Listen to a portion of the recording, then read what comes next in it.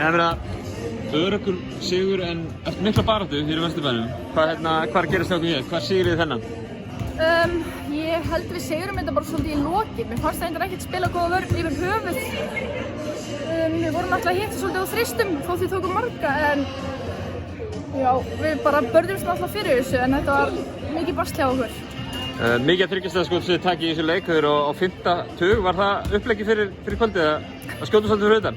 Alls ekki, en ég held við verðum bara svolítið æstra eftir síðasta leik, það gekk svo vel. Þannig að það voru allir til að hefði breyst. Keflavík núna 6-0. Þetta hlýtur að vera ánægilegt.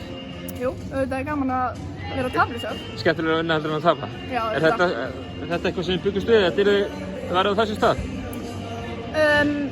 Ekkert endilega, við náttúrulega bara setjum okkur alltaf markmið að vera í topp 4 og auðvitað förum við inn í hvern einasta leik til að vinna, þannig að þetta er bara bónus að við vinnum alltaf.